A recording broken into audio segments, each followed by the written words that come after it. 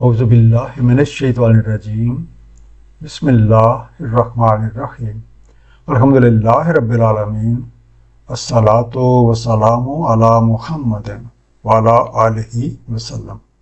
انشاءاللہ آج ہم سورہ نور کے 7ویں رکوع کا مطالعہ کریں گے۔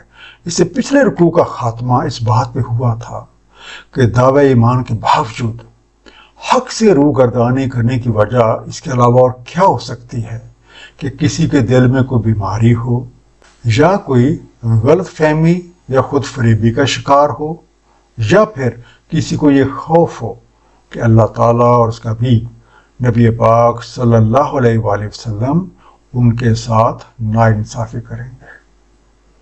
آئیے مطالعہ قرآن کا آغاز اس دعا کے ساتھ کرتے ہیں کہ اللہ تعالیٰ ہم سب کو نبی کریم صلی اللہ علیہ وآلہ وسلم کے طفیل قرآن کریم کا صحیح مفہوم عطا فرمائیں۔ سورہ نور رکوع نمبر 7 جو کہ آیات 51 سے 57 تک ہے۔ انما کان قول المؤمنین اذا دعوا الی اللہ ورسولہ لیحکم بینہم۔ مومنین کا قول تو یہ ہے جب بھی وہ بلائے جاتے ہیں اللہ تعالیٰ اور اس کے رسول کی طرف تاکہ وہ حکم فرما دیں ان کے مابین، ان یقولوا سمعنا واطعنا واولئک هم المفلحون، کہ وہ کہیں ہم نے سنا اور ہم نے اطاعت کی اور یہی فلاح پانے والے ہیں۔ مومنین کی طرز عمل تو یہ ہوتی ہے کہ جب بھی انہیں اللہ تعالیٰ اور اس کے رسول کی طرف بلایا جاتا ہے تاکہ وہ ان کے مابین حکم فرما دیں تو بغیر کسی چونو چرا کے حاضر ہو جاتے ہیں اور حکم سنتے ہی کہہ دیتے ہیں کہ ہم نے اچھی طرح سن لیا ہے، سمجھ لیا ہے اور ہم اس پہ عمل کریں گے۔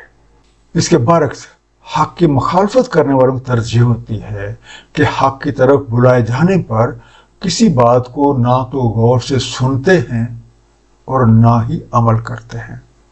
سورہ نساء آیت نمبر 46 میں دونوں طرزوں کا بیان ہے، جس کے مطابق حق کے مخالفین کا قول یہ ہوتا ہے ہم نے سنا اور ہم نہیں مانتے، جبکہ مومنین یہ کہتے ہیں ہم نے سنا اور ہم نے اطاعت کی۔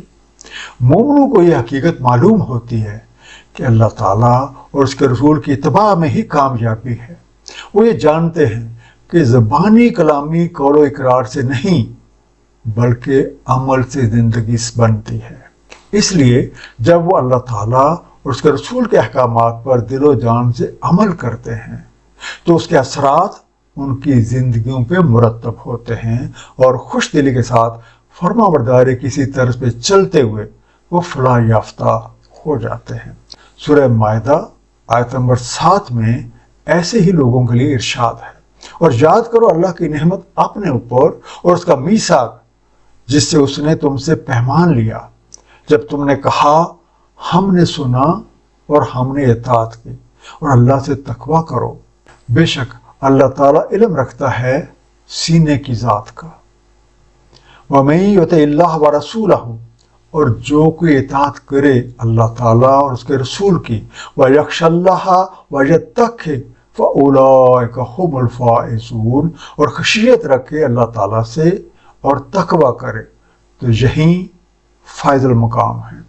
وَأَقْسَمُوا بِاللَّهِ جَهْدَ أَيْمَانِهِمْ، اور وہ قسمیں کھاتے ہیں اللہ تعالیٰ کی اپنی امکانی حد تک کڑی۔ لَئِنْ أَمَرْتَهُمْ لَيَخْرُجُنَّ، اگر آپ انہیں امر دیں گے تو وہ ضرور نکلیں گے۔ قُلْ لَا تُقْسِمُوا طَاعَةً مَعْرُوفًا، کہہ دیں نہ قسمیں کھاؤ، اطاعت معروف ہو۔ ان اللہ خبیرم بما تعملون، بے شک اللہ تعالیٰ باخبر اس سے جو عمل تم کرتے ہو۔ انڈرلائن لفظ ہے یخشا، خے شین یہ سے بنا، کسی کی موجودگی کا شدید احساس رکھتا ہے، ریمینز اپریہنسو اور ریمینز فیئرفل۔ آیت نمبر 52 میں کامیابی کے لیے مطلوب طرز کو واضح کر دیا گیا ہے، جس کے مطابق جو مومن اللہ تعالیٰ اور اس کے رسول کے احکامات کی دل و جان سے اس طرح سے اطاعت کرتا ہے کہ وہ اللہ تعالیٰ کو بن دیکھے محسوس کرتا ہے، اسے اپنے اعمال کا قانون ربی کے مطابق نتائج کا شدید احساس رہتا ہے، اور وہ علم، امید، اندیشے اور توقع کی ملی جلی کیفیت میں رہتا ہے، جس کی بدولت وہ اپنا دامن ہر طرح کی برائی سے بچاتا ہے اور ہر وہ کام جو اللہ اور اس کے حبیب کی خوشنودی کا باعث بنتا ہے انتہائی ذوق اور شوق کے ساتھ سر انجام دیتا ہے، اور اس کی یہ طرز اللہ تعالیٰ اور اس کے حبیب کی قربت کا باعث بن جاتی ہے اور کامیابی کی ضمانت ہے۔ سورہ کاف آیت نمبر 34 اور 35 میں خشیت رکھنے اور قلب منیب کے ساتھ اللہ تعالیٰ کے حضور حاضر ہونے والوں کے بارے میں ارشاد ہے، جو کوئی محسوس کرتا رہا الرحمن کو بن دیکھے اور لایا ہے دل انابت رکھنے والا، داخل ہو جو سلامتی کے ساتھ، یہ ہے روز داخلہ۔ اس کے برعکس زبانی کلامی قول اقرار کرنے والوں اور ایمان لانے والوں اور عام حالات میں لمبے چوڑے دعوے کرنے والوں کو کہ وہ اللہ تعالیٰ اور اس کے رسول کے احکامات کی بجاوری میں کوئی کسر نہ چھوڑیں گے، جب کبھی رائے حق میں جان و مال کی قربانی کی ضرورت پڑتی ہے تو ایسے لوگوں کی حقیقت کھل کر سامنے آ جاتی ہے، اور یہ حقیقت مسلم ہے کہ اللہ تعالیٰ ہمارے ہر عمل اور ہر عمل کی نیت سے بخوبی واقف ہیں۔ قل اطیعوا اللہ و اطیعوا الرسول، کہہ دیں اطاعت کرو اللہ تعالیٰ کی اور اطاعت کرو رسول کی۔ فَإِن تَوَلَّوْا فَإِنَّمَا عَلَيْهِ مَا حُمِّلَ وَعَلَيْكُمْ مَا حُمِّلْتُمْ، سو اگر وہ منہ پھیریں تو اس پر ہے جس کا وہ حامل ٹھہرایا گیا، اور تم پر ہے جس کے تم حامل ٹھہرائے گئے۔ وَإِن تُطِیعُوهُ تَهْتَدُوا، اگر تم اس کی اطاعت کرو گے تو ہدایت پاؤ گے۔ وَمَا عَلَى الرَّسُولِ إِلَّا الْبَلَاغُ الْمُبِينُ، اور نہیں ہے رسول پہ مگر پہنچا دینا صاف طور پر۔ انڈرلائن لفظ ہے حملا، ہے میم لام سے بنا، بوجھ اٹھوایا گیا، ہم کہتے ہیں ذمہ داری ڈالی گئی، واز لوڈڈ۔ اصل بات اللہ تعالیٰ اور اس کے رسول کی بغیر چون و چرا کے اطاعت ہے، اور اطاعت بھی وہ جو خوش دلی کے ساتھ کی جائے۔ اس ضمن میں اللہ کے رسول کے ذمہ تو صرف پیغام حق پہنچا دینا ہے، وہ لوگوں کے اعمال کے ذمہ دار نہیں ہیں اور نہ ہی ان سے اس بارے میں پوچھ گچھ کی جائے گی۔ اب جو لوگ اللہ تعالیٰ کے پیغام کو غور و فکر سے سنتے اور اس پہ دل و جان سے اطاعت کرتے ہیں وہ ہدایت پا لیتے ہیں، جبکہ وہ لوگ جو اس سے منہ موڑتے ہیں وہ اپنے کیے کے خود ذمہ دار ہیں۔ وعد اللہ الذین آمنوا وعد اللہ الذین آمنوا منکم وعملوا الصالحات، وعدہ ہے اللہ تعالیٰ کا جو ایمان لائیں تم میں سے اور اعمال صالح کریں۔ لا یستخلفنہم فی الارض کما استخلف الذین من قبلہم، کہ وہ انہیں خلیفہ بنائے گا زمین میں جیسے خلیفہ بنایا جو ان سے پہلے تھے۔ وَلَيُمَكِّنَنَّ لَهُمْ دِينَهُمُ الَّذِي ارْتَضَىٰ لَهُمْ وَلَيُبَدِّلَنَّهُمْ مِن بَعْدِ خَوْفِهِمْ أَمْنًا، اور تمکن دے گا ان کے دین کو جسے پسند فرمایا ان کے لیے، اور ضرور بدل دے گا ان کی حالت خوف کے بعد امن سے۔ یعبدوننی لا یشرکون بی شیئا، وہ میری ہی عبادت کریں گے، نہ شریک کریں گے میرے ساتھ کسی شے کو۔ ومن کفر بعد ذالک فاولئک هم الفاسقون، اور جو کفر کرے اس کے بعد تو وہی فاسق ہے۔ اللہ تعالیٰ کا وعدہ ہے کہ وہ ایمان لانے کے بعد اعمال صالح کرنے والوں کو زمین میں خلیفہ بنا دیں گے۔ غور طلب بات ہے کہ یہ خلیفہ فی الارض کی بات ہو رہی ہے، نہ کہ خلیفہ علی الارض کی۔ خلیفہ بنانے کے ذکر سے ہماری توجہ حضرت آدم علیہ السلام کی طرف جاتی ہے، جن کے بارے میں اللہ تعالیٰ نے خلیفہ یعنی اپنا نائب بنانے کا ارادہ ظاہر فرمایا، اور پھر اس ارادے کو عملی جامہ پہنانے کے لیے انہیں علم الاسماء یعنی اپنی صفات کے علم سے نوازا۔ سورہ بقرہ آیت نمبر 30 اور 31 میں ارشاد ہے، جب فرمایا تمہارے رب نے ملائکہ سے، بے شک میں بنانے والا ہوں زمین میں ایک خلیفہ تو انہوں نے کہا کہ آپ بنائیں گے اس میں جو فساد کرے اس میں اور خون بہائے، اور ہم تسبیح کرتے ہیں آپ کی حمد کے ساتھ اور ہم تقدیس کرتے ہیں آپ کی۔ فرمایا بے شک مجھ کو خوب علم ہے جو تمہیں علم نہیں، اور سکھایا آدم کو علم الاسماء پورے کا پورا۔ بحثیت بنی آدم ہم سب کے اندر یہ علم ایک مدفون خزانے کی طرح موجود ہے۔ ہمارے اندر پائی جانے والی تمام صلاحیتیں در حقیقت اس علم کا مظاہرہ ہیں۔ جو لوگ اس علم سے بہرہ مند ہو جاتے ہیں اللہ تعالیٰ انہیں اپنا نائب بنا لیتے ہیں۔ اللہ تعالیٰ کا وعدہ ہے کہ جو لوگ اس کی راہ پہ چل دیں گے اللہ تعالیٰ ان کے دین کو تمکن دیں گے، ان کو زندگی کے اسباب اور وسائل میں آسانی دیں گے، اور انہیں ہر طرح کے خوف اور غم سے نجات دیں گے۔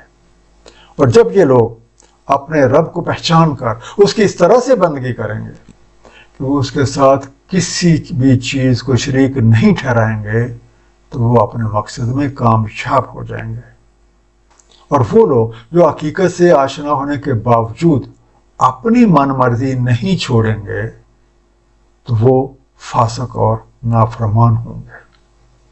وَأَقِیمُوا الصَّلَاةَ وَآتُوا الزَّکَاةَ، اور قائم رکھو صلاۃ اور اپنائے رکھو طریقہ زکوٰۃ۔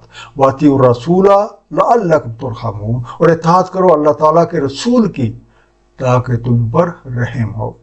لَا تَحْسَبَنَّ الَّذِینَ کَفَرُوا مُعْجِزِینَ فِی الْأَرْضِ، مت حساب لگاؤ تم کافر عاجز کر پائیں گے ہمیں زمین میں۔ وَمَأْوَاهُمُ النَّارُ وَلَبِئْسَ الْمَصِیرُ، ان کا ٹھکانہ آگ ہے اور ایک سنگین جگہ ہے لوٹ کر پہنچنے کی۔ وَمَأْوَاهُمْ، الف واو یہ سے بنا، ان کے اعمال کی بدولت انہیں ملنے والا ٹھکانہ۔ their abode as per their deeds۔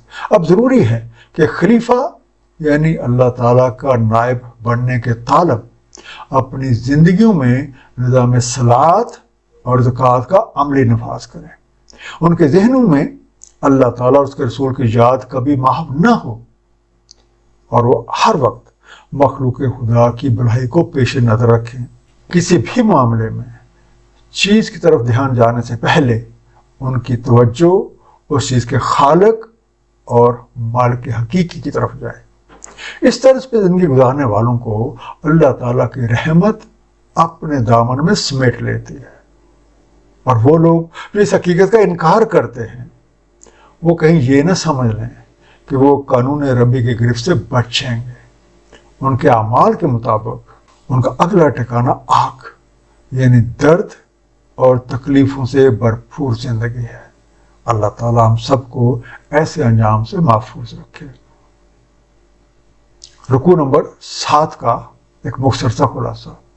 اللہ تعالیٰ کے ساتھ مخلوق کا رشتہ بندگی کا ہے۔ بندگی ایمان ہے، خود سپردگی ہے اور بے چون و چرا حکم کی تابعداری کا نام ہے۔